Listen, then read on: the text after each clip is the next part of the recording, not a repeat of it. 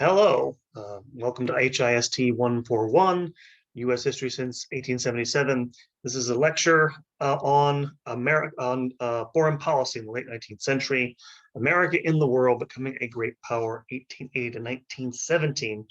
And what we're going to talk about. The story for this lecture is, this week, this topic, is how America becomes a great power in the world, one of the great colonial powers, in fact, at the end of the 19th century, and has been ever since a great military and economic power. So let's get right to it, get into it here.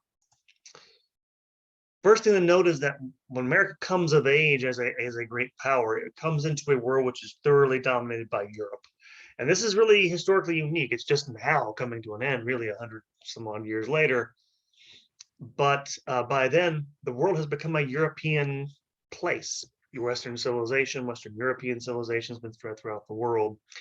And this is why, historically speaking, historians had seen a big shift in the way the United States, its attitudes toward other countries, because prior to the Civil War, of course, going back to the farewell address of George Washington, he had advised the United States to stay out of other people's conflict, especially European conflicts. In the 1830s, 1823, James Monroe announced the Monroe Doctrine, which was the idea that America would intervene to prevent any European power from intervening in the internal affairs of Latin America. And John Quincy Adams, when he was the Secretary of State, I believe, gave a speech in which he said America did not, quote, go abroad and seek a monster to destroy, unquote. However, this didn't apply to non-European nations. We fought a war with Mexico in 1848 to go into their territory. We, of course, fought wars with Native peoples across the continent. And in the 1850s, we sent missions, military missions to Japan to open them to our trade. Commodore Perry is the one who did this. So there's several different conflicting sort of impulses with regards to the rest of the world, probably partly because the United States isn't powerful enough to really go and be a big power before they unify the continent under their government. And in fact, one of the ironies of this, what allows the United States to become a great power by the 1880s is, in fact, well, one of those European powers themselves, the Brits. For much of their history, they couldn't really afford, they couldn't actually do it. They couldn't interfere with the internal affairs of countries abroad because they didn't possess the means to do so. James Monroe, when he issued his Monroe Doctrine, his declaration concerning Latin America, the reason he did that is because he timed it to coincide with the British announcing they wouldn't let any other European powers go into Latin America after 1823. And of course, the Brits had the Navy to actually prevent this. And so it's actually the Royal Navy that prevents European powers from involving themselves in the Americas and allows the United States to grow unhindered, because Mexico and Canada is not independent yet, but it allows them not to do this. They do have a lot of tensions with the Brits, by the way. They actually come to blows almost in the 1850s over the Oregon Territory. But for the most part, the United States benefited from the benign neglect or the enforced neglect of the Americas by other great powers. So that's what you get the term Pax Britannica. The Brits had the best navy in the world. Sometimes historians talk about the Pax Britannica in the 19th century, the British Navy policing the world between 1814 and 1914. And then finally, one of the things that's happening European and also the United States is that, we'll get this in a moment, empire becomes the order of the day. A lot of European countries are creating them. And this is part of the modern state building process I've already talked about, going back to Reconstruction and Western settlement, where governments now have a lot more control over their own populations. They can tax them more directly. They have more resources at their disposal. Industrialization has helped with this. They have technology they didn't have before. But one of the other things pushing empire in this period is democratization. This is the great age of democratic revolutions in Europe, early part of the century, 1848, later on. It's a fact that as countries become more democratic, as they become more self-governed, they tend to become kind of arrogant. If you go back to the ancient world, the Roman Empire, you may think of it as being, this empire that gobbled up all these other states. But in fact, most of the territory controlled by the Roman Empire was conquered while it was still a republic. Why? Because they always wound up intervening in other people's affairs and wind up taking them over and controlling them themselves. And this is something that I think is partly behind some of the imperial follies of the late 19th century, these European countries. So all this is happening at the end of the 19th century. Now, another thing historians talk about is that they'll talk about the new imperialism at the end of the 19th century, from the 1870s, 80s onwards. And what's new about it is several things. One is the unprecedented amount of control that colonial powers exert over territories and peoples under their control. And the reason this is the case is that before the first wave of European colonialism, the 16th and 17th centuries, with a few exceptions, for the most part, they're going there to start colonies, either settler colonies, or they're starting, industrial factories, trading posts, basically. And they don't have as much need to govern territory directly. For example, the British will rule India through local rulers for the first 100 years or so. They control territory in India. But what happens is, because of the Industrial Revolution, there becomes this need for raw materials and new markets to sort of sell their goods to, and they can't get these resources at home, so they have to go and extract them from the territories they take, things like oil and rubber and rare metals and stuff like that. And of course, this investment, it's a heavy investment to do that, so you want more political control so you can protect those investments. And so that leads to a concern with governing directly. In the 1850s, there's a big mutiny in India, and Britain takes over direct control of its territory there. And all this is being driven by, I mentioned before, the growing industrial and technological advantage of the West vis-a-vis the rest of the world. They get away with this simply because they can. They have the power to do so, and they do it. Other things that are different about this new imperialism are the sort of ideologies justifying it. One of the newest is social Darwinism. This is what it sounds like, the application of Darwin's theory of evolution to human societies. This usually expressed itself in imperial terms in the sort of thinking that we need to expand empires in order to secure resources. If we don't, our rivals will. All nations are in sort of direct competition, and if we aren't there first, we don't dominate. Only the strong will survive, and so we'll get dominated this way. And this permeates a lot of imperialist thinking. And so imperialism becomes sort of partly an outcome of this idea, partly justified by it. It's kind of yin yang, but it's a chicken egg thing, but definitely a part of, on the lips of a lot of imperialists in the 19th century. A second ideology is that of the civilizing mission. This is the idea that European civilization can also be national civilizations. British, French, we'll get to America in a second, was superior to other peoples of the world. Bound up usually with, again, you're more advanced, you're more modern, you have technology, but also there's a racial element to this. You're racially superior to other peoples of the world. Goes back to the Darwinism thing. And so the idea goes, and this isn't always a brutal thing, we just want to conquer these inferior people. There's a sort of idea of duty bound up with this. The idea is the belief of European nations the mission of European nations to go and civilize the rest of the world, to spread its superior characteristics, to bring up the other races to their level or something. This is best expressed by the poem by Rudyard Kipling. His poem called The White Man's Burden, which was about literally the duty of the white races to go lift up the colored races of the rest of the world.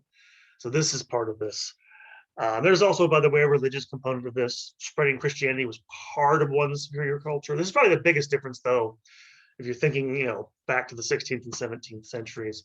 In the 16th and 17th centuries, there wasn't this idea of a civilizing mission, mainly because a lot of these civilizations in, China, the Ottoman Empire, were a lot more sophisticated than Western nations in the 16th and 17th century, the early modern period. But in this period, this is the difference, is that we're so modern, we're so superior, we need to go and help other countries help them by taking them over and ruling them. And then finally, another difference here is that a lot of these colonies that these European nations acquire, a lot of them really don't have. Some of them don't have any economic benefit at all. I'm thinking of Germany, German colonies in Africa. They take in the end of the 19th century. They get nothing out of them, economically speaking. So why do you do it? Well, one reason is most historians think, both self-consciously, maybe unconsciously, that empire is a distraction from class conflict at home. In places like Britain and Germany, you have, workers' parties, there's fear of communism, socialism. And so having the biggest, baddest empire is a way of sort of uniting people. Hey, we can be proud we have this great empire.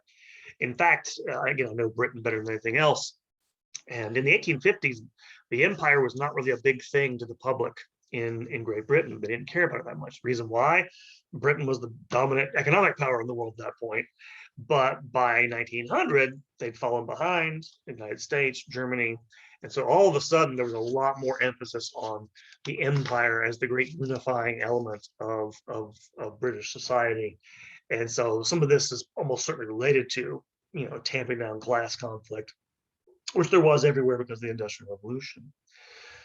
And one of the outcomes of this new imperialism, what makes it new, is just the speed and scale of colonization, above all in Africa. That's why historians call it the scramble for Africa. In 1875, very little actual territory was under European control, about 10%. By 1900, over 90% of the continent was under European control. Part of this was economic, by the way. They found gold and diamonds in South Africa. There's plenty of resources elsewhere in Africa, oil, things like that. But what also does this, what causes this scramble, is just European rivalry. It starts in 1875. And again, this is partly, Germany's a brand new country in 1871. They start building colonies there in Africa, taking colonies to keep up with other countries, other great powers. That's how you know you're a great power, is you're taking territory, right? You're great if you're taking over other people's, seems to be the theory here. And it's partly a game of one-upsmanship. You're keeping up with your rivals almost without any other reason half the time. And it gets so crazy that in the mid-1880s, the chancellor of the German Empire, Otto von Bismarck, actually calls for a conference to be held in Berlin in 1884 to establish ground rules for how these powers are going to carve up African territory. Britain, Italy, France, United States, they all send representatives to this conference. There are no African rulers present at this conference, to give you an idea of what audacity is involved in all this. And they do, by the way, manage to tamp tensions down, but only temporarily. A lot of this rivalry in terms of colony building also leads to arms building, arms buildups, arms races. This stuff will all feed into the eventual tensions that set up World War I and set it in motion.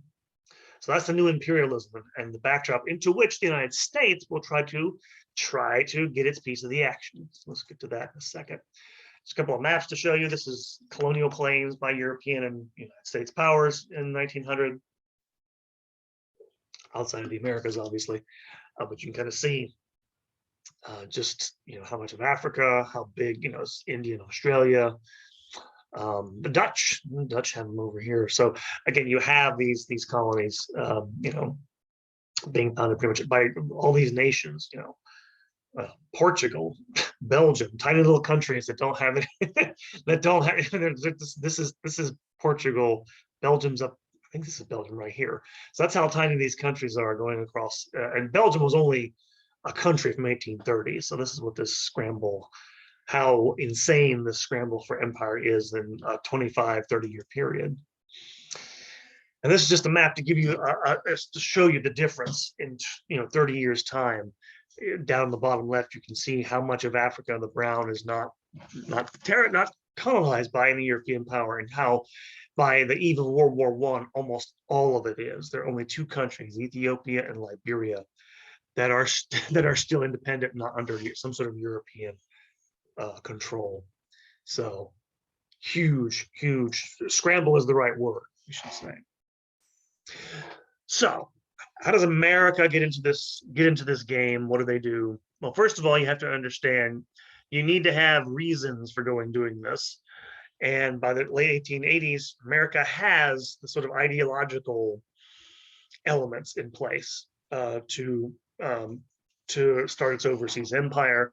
One of which historians used to not emphasize so much, they do a lot now, is that they think there is a continuity with continental conquest. I mentioned before, it was usually in the past seen as this big break when they take territory at the end of the 19th century for themselves. But you can kind of see they're thinking by the way of racial prejudices. Um, that's true to a certain degree. It's a little bit different because it is so far away, but yeah, there's definitely some continuity, I think, with the continental conquest, Western settlement. Another thing we've already talked about is the U.S. desire to get into global markets. This became especially acute in the 1890s when they start taking territory. You know why, you've studied it. There's a depression in the 1890s, high unemployment's high, having social dislocation. Policymakers think, hey, if we open these overseas markets, we can create jobs, prosperity home. So that's a part of it. Another part of it is a belief in the superiority of American, or as they'll put it in the 19th century, Anglo-Saxon civilization. This is the idea that America is more free, more self-governed, more individualistic, more modern, et cetera, than other countries. Your textbook gives you a good example.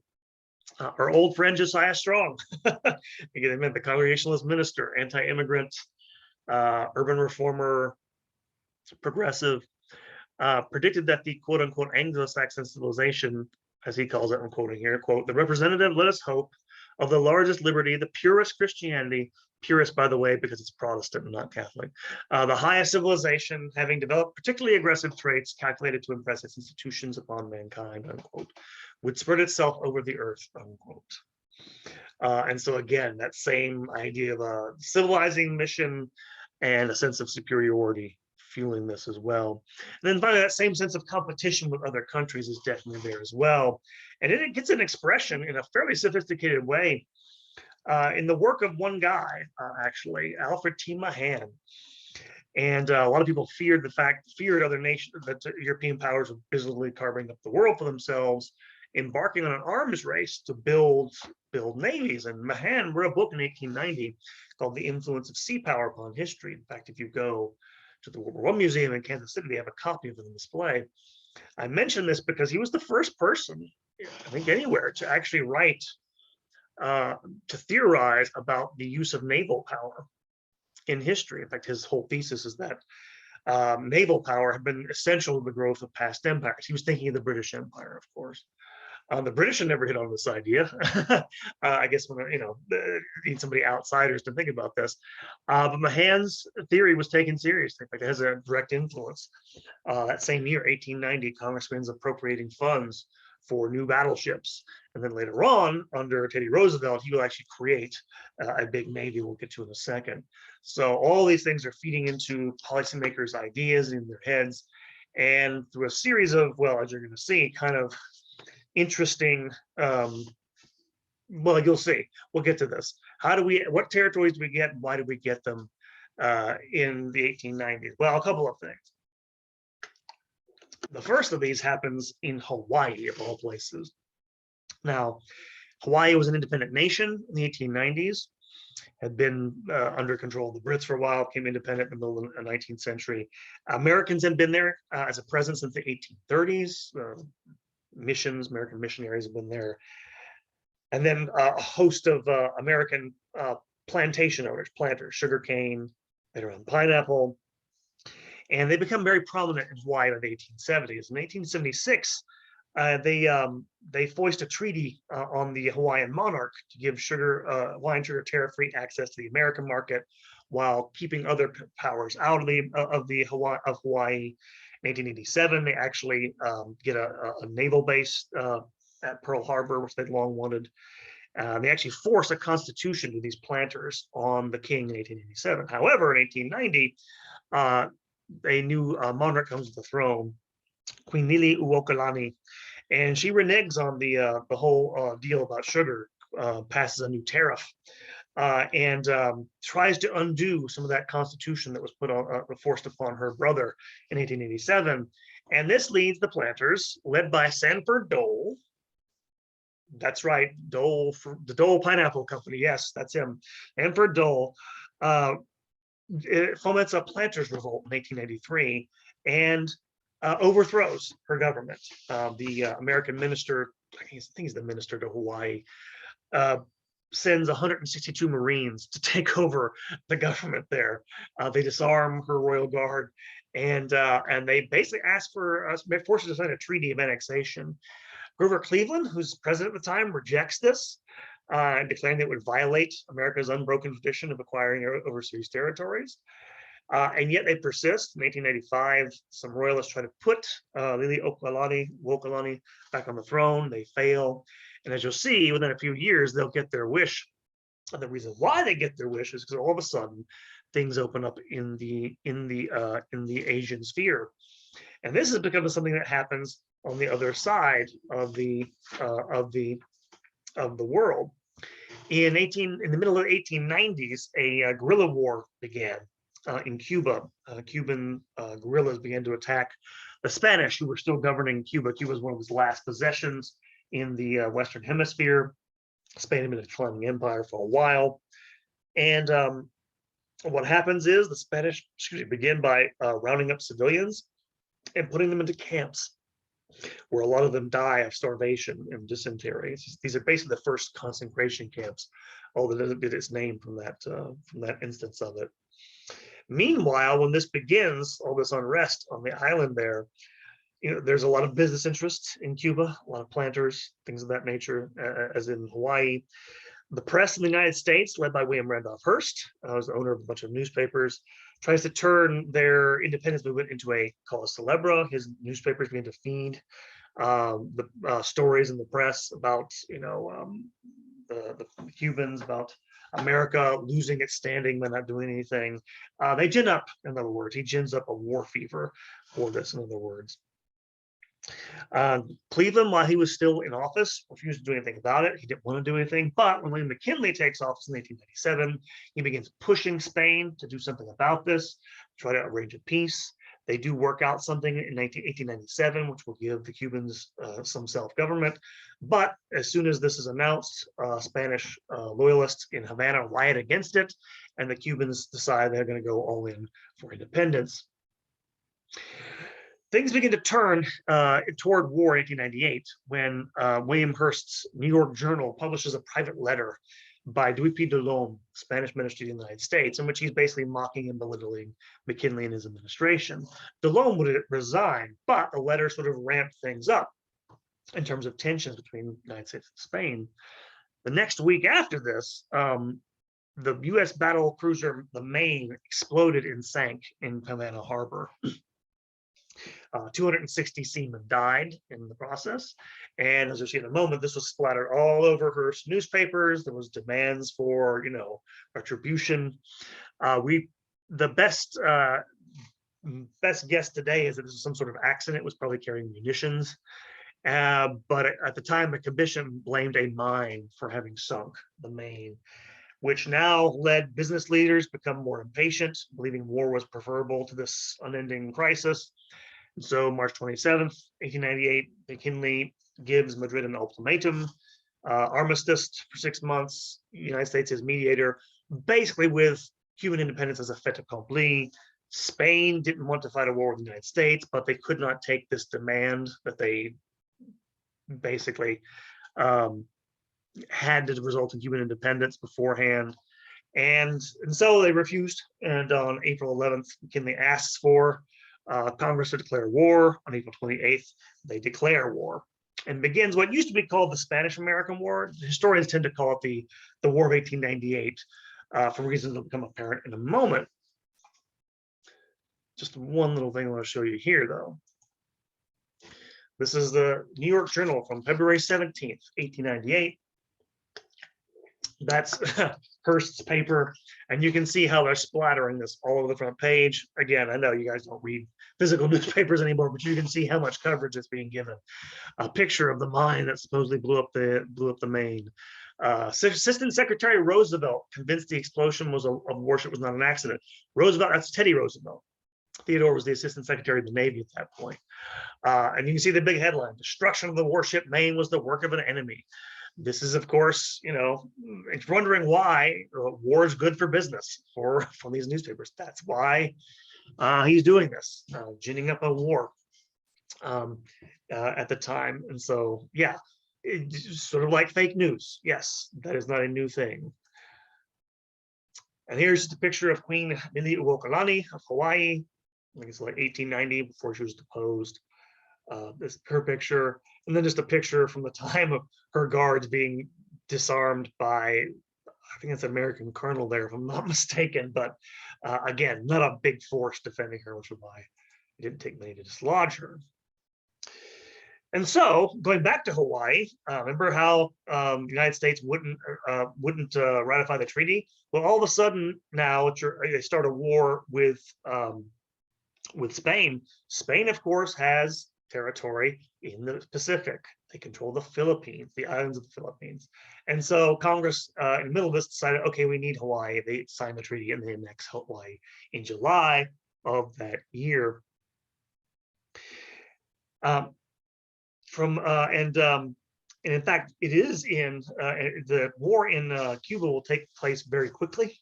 The Spanish forces there were depleted by a long guerrilla war. The American army, which was very poorly trained and equipped, led part by Teddy Roosevelt, who resigned his position in the Navy and went to fight as a Rough Rider. That's the term. Beats a demoralized and drained foe, and within a few month or two, basically the fighting's over. July 3rd, the Spanish fleet is destroyed, trying to run the American blockade in Santiago Harbor. A few days later, the Spanish surrender. The Philippines is a different matter. In fact, before he resigned, Theodore Roosevelt had appointed George Dewey as commander of the Pacific Fleet, and gave him instructions that in event of a war with Spain, he should sail immediately for the Philippines. When the war was declared, he got his superior to pressure him into validating these orders, which he did. And so in May of 1898, the American ships cornered the Spanish fleet in Manila Bay in the Philippines and destroyed it. The capital itself fell on August 13th. And so the United States and Spain quickly signed an armistice in which Spain agreed to liberate Cuba and also cede the islands of Puerto Rico and Guam to the United States. So they acquired territory that way in the Caribbean and in the Pacific, which we have never relinquished. But the big problem was with the Philippines, because initially the United States only wanted to keep Manila because of its harbor. However, it was hard. It was almost impossible to defend it without getting the rest of the island on which it sat, Luzon. And after some thinking about this, McKinley decided they were going to annex the entire Philippines. Why? Because he declared afterwards, quote, "We could not leave the Filipinos to themselves. They were unfit for self-rule," unquote. There was some opposition to this, by the way. I mentioned there was a very small, if not very influential, anti-imperialism movement. People like Jane Addams, the novelist Mark Twain, even Andrew Carnegie, the magnate, actually offered to purchase Philippine independence. The treaty basically meant the United States had to pay $20 million to Spain for the Philippines. He offered to buy it. He offered to pay $20 million, which is a lot of money back then, to purchase their independence.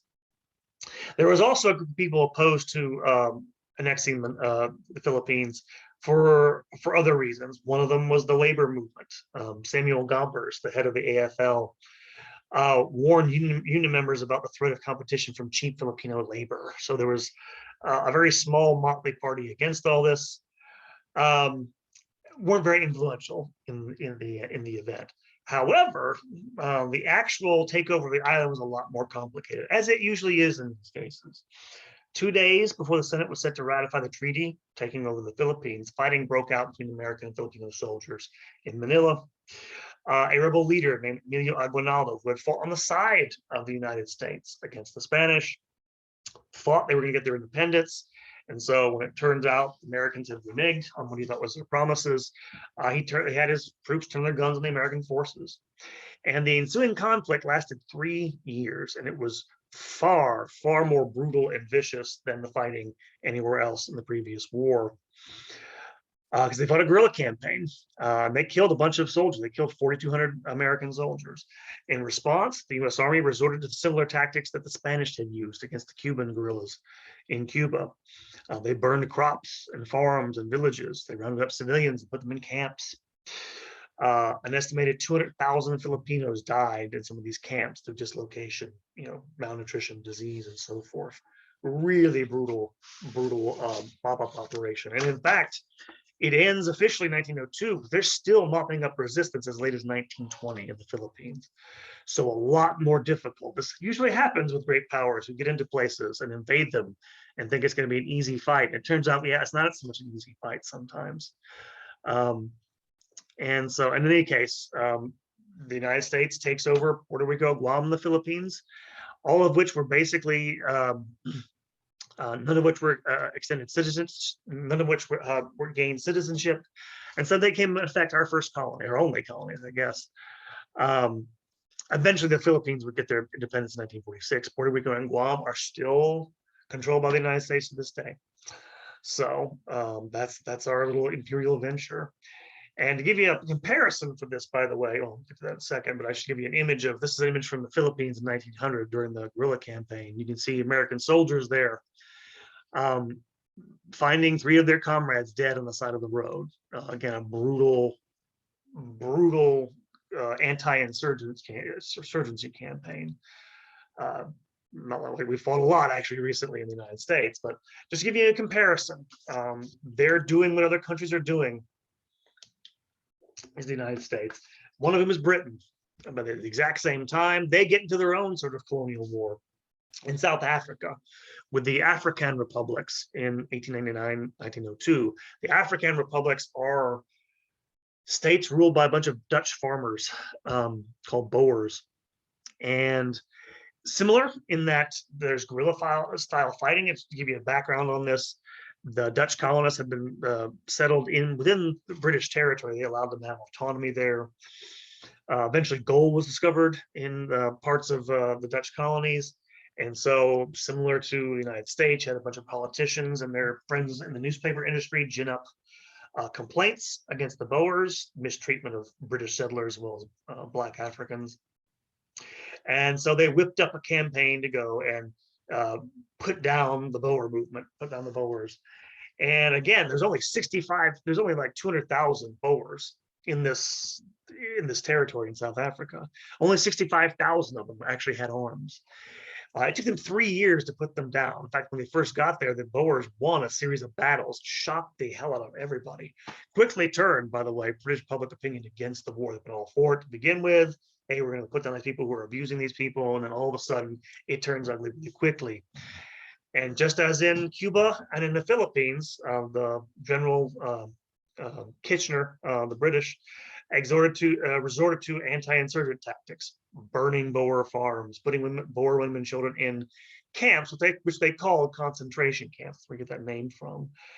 And which again led to a bunch of deaths. 28,000 people died in these camps, which is a big part of the population of the Boers. In the end, it took 3 years, and it required the British. They had to massively reinforce their armies to beat these Dutch farmers. They sent 450,000 troops, nearly 500,000, to go put them down, and they suffered 100,000 casualties. 22,000 Brits died to only 7,000 Boers in action. They also spent 230 million pounds to defeat them, which would have been 20 billion or so in modern money. And it was a really, really big test of the imperial strength of the British. And again, it's one of the things that in the 19th century, it actually led to a lot of soul searching and shock about the performance of their troops and, what's wrong with our troops. And they actually the government went and did a study, and a lot of the troops turned out that guys in the British Army were kind of malnourished and not very healthy. So this led to a lot of, beating of the breast about are we in decline and all this stuff. It's actually where you get the founding of the Boy Scouts from.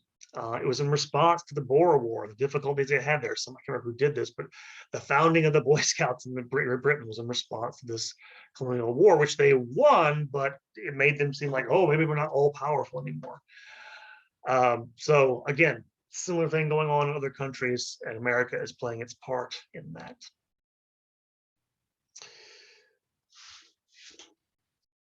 And at the same time, however, you also have the United States becoming a great power in Asia. At the same time, 1899, business leaders have been dying for an in into East Asia. This you see why they're interested in the Philippines here. In the 1890s, Japan would become a great power itself. They had modernized under the Meiji Restoration, 1870s, and they fought a war with China, which they won 1895. They also, and so they became a power influential in coastal China, along with Russia, Germany, France, and Britain. The United States wanted in on this action, and fearing being shut out, the U.S. Secretary of State John Jay sent a note to all these powers in 1899 claiming the right of equal trade access, a quote-unquote open door policy in Asia for all nations seeking to do business in China. I don't want to go along with this too much, just to give you an idea. China by this point was sort of fading power, and they kind of knew it. But there was a lot of resentment, obviously, of these foreign elements in the country. And there emerged sort of, we don't know exactly how, even to this day, known as the Boxers to outsiders, but they were sort of, I don't know how to describe this. I believe it started out as sort of like a martial arts thing. It's sort of like, I can't remember the name of it's kind of weird in Chinese, like the way of the fist or the way of the mystical fist.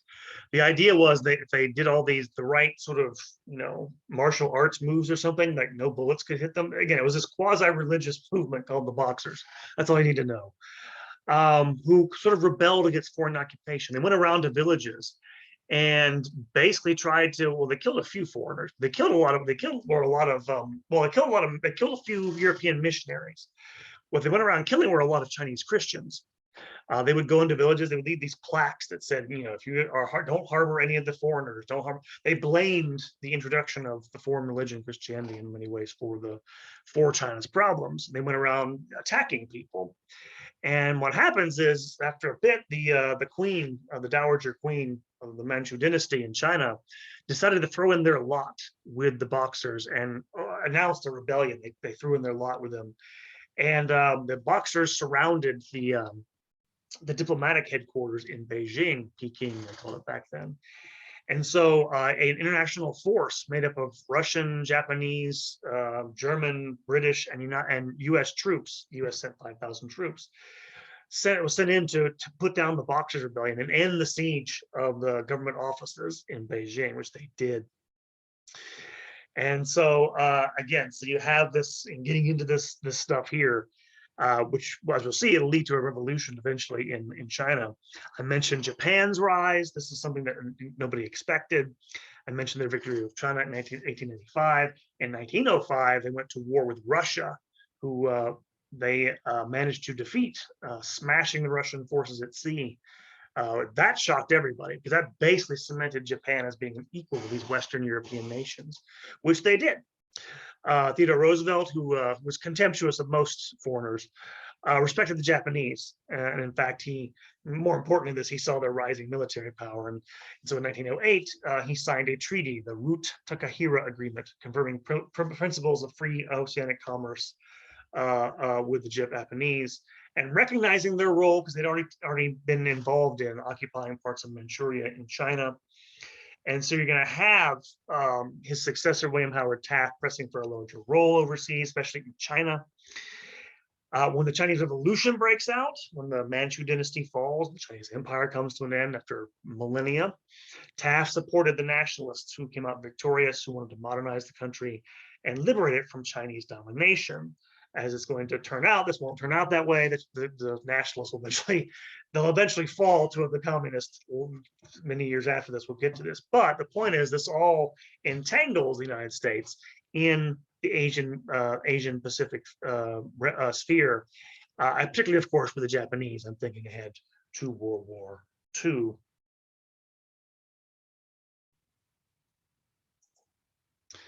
And just to see here the great powers in East Asia, you can kind of see, I forgot to mention Japan also, of course, dominated Korea and Taiwan at that point. You can see where the influence of all these peoples are. Russians up in Manchuria, British down here, French down here. French, of course, control Vietnam. I think this is also the British up here, and Germans are somewhere. Germans are down here. No, that's Japanese. Excuse me. Germans are over here near Port Arthur. So you can see just how much they've carved up of these territories in China. This is just a cartoon from Puck magazine. Puck is a British magazine, 1896, 1898. And you can kind of see, this is presumably after the Spanish-American War. You can sort of see Uncle Sam over here, prohibitive tariff, as he says, and then he sees, of course, the Chinese wall over there. And so Puck kind of had an inkling of what the Americans wanted in 1898 to get into China. So then you have a little poster here depicting the siege of the diplomatic quarters in Beijing. This is a Chinese depiction of the battle for that there. You can see the flags, the British flag. I guess that's the French flag. You get the rest of them there, but yeah, that's that depiction from there from 1900. All right, so now we come to Teddy Roosevelt, because Teddy Roosevelt's one of the two great progressive imperialists. And this is one of the things to note about this, by the way, is you have some progressives who oppose this. Other progressives are all for it, partly for racial reasons, partly for, yeah, remember what the progressives are at home. They think of themselves as being modernizers. They want to bring people, modernize their lives. That's part of their rationale for abroad as well. And TR is definitely one of them. And TR is we need to talk about him in particular because he's important in all this. Roosevelt thought of America as being sort of a policeman in the world stage. You're probably familiar with his famous phrase, "Speak softly and carry a big stick." By this, he meant power, naval power especially. And Teddy was kind of a warmonger to a certain degree. He told the U.S. Naval College in a speech in 1898 that, quote, "No triumph of peace is quite so great as the supreme triumphs of war," unquote. He liked war. He thought it was fun. Again, San Juan Hill was pretty fun because he had almost no opposition, but it's kind of weird. His contemporary, Winston Churchill, fought in the Boer War, and he also thought war was fun. He got shot at in that war, and he had bullets go right through his coat and then missed him. He thought this was all great. These Victorians were very weird. Anyway, the point was there was an idea among some people in the 19th or 20th century that war was a training ground for virtue, manly virtue, and national greatness. And TR is kind of the embodiment of this. And one of the things that he does is, as president, is he basically magnifies the role of the president in shaping foreign policy. He did this partly because of his facility with the press. He was really good at manipulating the press. When he was governor of New York, he was one of the first people to hold daily press conferences to brief reporters on all the reforms he was trying to enact. And so you advertise for yourself that way. And this is why sometimes historians talk about the rise of the imperial presidency with TR. And again, remember what the progressives think about government, right? They want a strong, powerful government so they can change society for the better. You do that at home, they're going to try to do that abroad as well. That's part of why what this does. And he, for example, he gives attention to the U.S. presidency, puts it at the center of foreign policy by doing things like 1906, going to the Panama Canal, which is under construction. The first sitting U.S. president to do that. And in fact, he's the one who's responsible for getting that done in the first place. European powers have been trying to build a canal across the Isthmus of Panama for a while. In 1900, the United States signed a treaty with Britain, which basically bought out their rights. They've been trying to do it. They bought out the rights to that, the Hay-Pauncefote Treaty in 1901. And then Teddy went to Congress and got them to offer $10 million and $250,000 a year to purchase the land for this from Colombia, a 6-mile strip across Panama. But the Colombians said no. And so Roosevelt was so enraged, he thought about just sending his military there and seizing the territory outright. On the other hand, he did something a little more devious. The people in Panama were under control of Colombia, which is far away in Latin America. And so the United States sent covert assistance to their independence movement, which triggered the Bloodless Revolution. On November 6th, 1903, the United States recognized Panama as an independent nation. Then 2 weeks later, it obtained a perpetually renewable lease on the canal zone. He basically boasted later that I took Panama. Later on in 1922, they paid the Colombians $25 million. So he just basically fomented a coup and took the stuff. And built the canal, which took, by the way, over 10 years. It was a really involved operation. A lot of people died in the working of it. So, but still, again, involving themselves in the affairs of people in Latin America. And Roosevelt was looking for ways to strengthen U.S. control of the Caribbean. He basically forced Cuba to accept a proviso in its constitution called the Platt Amendment, which blocked Cuba from making a treaty with any country except the United States, and gave the United States the right to intervene in Cuban affairs if it saw fit. It also basically granted the United States a lease on a base at Guantanamo Bay, which is still there. In 1904, he proclaimed the so-called Roosevelt Corollary, which was supposed to be, in theory, an expansion of the Monroe Doctrine, but it actually turned it upside down. Instead of guaranteeing that the United States would protect its Latin American neighbors from European powers and their potential insinuations in their governments, it asserted the United States' right, completely free right to regulate Caribbean affairs. It was a unilateral declaration of America's might, that we can just do what we want. And they would, as I'll show you in a minute, map. I mean, for the next several decades, they intervened constantly in the affairs of both Caribbean, but also Latin American states. And so this is, again, part of all this. He also, to be fair, does act as a peacemaker, does Teddy Roosevelt. He's the one who negotiates the treaty between the Russians and the Japanese to end the Russo-Japanese War in 1905. He wins the Nobel Peace Prize for this, as he does make a name for this. But he wants to do so always from a position of strength. Which, last thing to know about Teddy, one of his achievements is the creation of the Great White Fleet. Again, this is the idea he bought from Alfred T. Mahan, that he believed the United States should have a strong navy, access to the Atlantic and the Pacific. It's another reason, by the way, to build Panama Canal, I guess.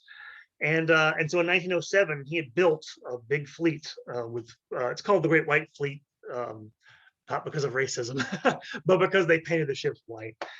And they sent this battle fleet on a world tour around the world in order to show off America's newfound military prowess and to get some needed experience for long distance missions. And so Teddy builds up the big stick as much as he possibly can. And here's a picture of some workers, again, from the Panama Canal. I don't know what year that is, but probably 1900s at some point. Finished in 1915. You can see what a massive project it was. Big mechanized project. You have people digging here, but you're going to have, people dying because of mudslides. You're going to have them using dynamite. Things will blow up. So massive operation was the Panama Canal. And there's a picture of the Great White Fleet. You can kind of see why, like the hulls of the ship are painted white, in which Theodore Roosevelt sent on a journey around the world to show everybody our big stick and how you shouldn't mess with us because we're bad dudes. All right, and finally, the other major progressive internationalist, more influential in the long run. We'll get to this next time. World War I. Woodrow Wilson. Woodrow Wilson was someone who came into office critical of Roosevelt and his big stick. He wound up using his plenty, and particularly next door in Mexico.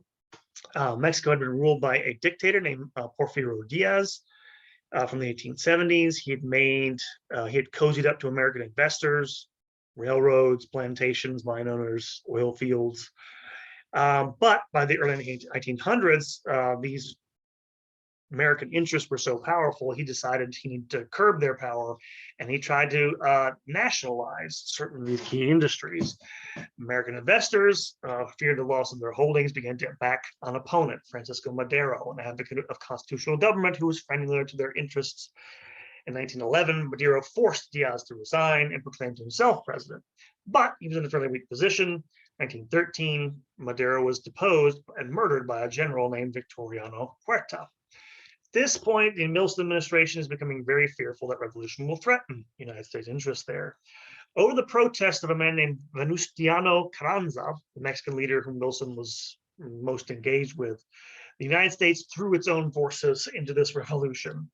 And in 1914, on the pretext of an insult to the US Navy, Wilson actually sent troops and occupied the port of Veracruz on April 21st, 1914, at the cost of 19 American and 126 Mexican lives.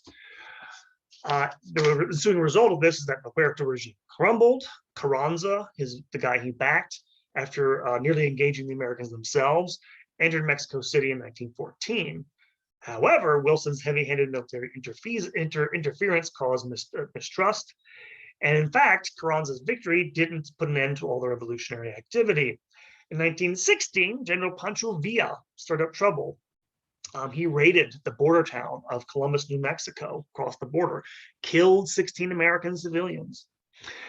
In response, Wilson sent 11,000 troops under General John Pershing across the border to go get him, which they initially very quickly defeated most of his forces. They never actually found him.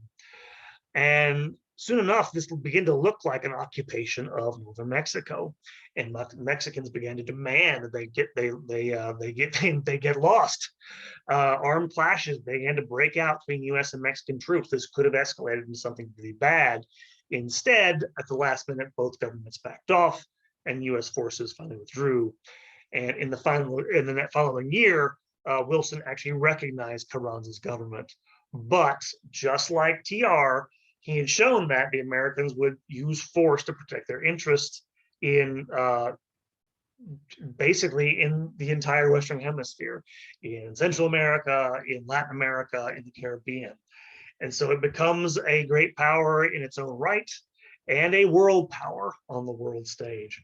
Just a couple of things to show you before we wrap this one up. This is to give you an idea of just how fast things change in foreign policy terms. That's a picture from 1914 of John J. Pershing on the right, smiling there, right next to Pancho Villa.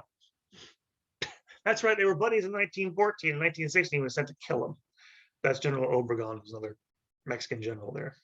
Again, this is what happens when you get into foreign policy details. It's very, very muddy. It's not always black and white. This is, of course, a couple of years later. At the border, you have American troops going and looking for him, 1916. And one last map on this from your textbook, just to give you an idea of just how many interventions and where. All over the place. 1890s, Teddy Roosevelt was one of the people, I guess he was involved in the border dispute there. But again, Venezuela, Panama, Nicaragua, Mexico, Cuba, Haiti. They acquire Puerto Rico and the Virgin Islands in this period. And by the way, they'll be, you see the dates here. This goes all the way, they're into Dominican Republic and Haiti in the 1920s, 30s. So this is a long-standing policy, just intervening whenever they feel like it, up through the 1930s. And so that is the lecture on America becoming a great power. And so next time we'll talk about its entry into World War I, and really a epical event in the history of America, but also world history for next time. Thank you guys for listening. We'll see you then. Take care.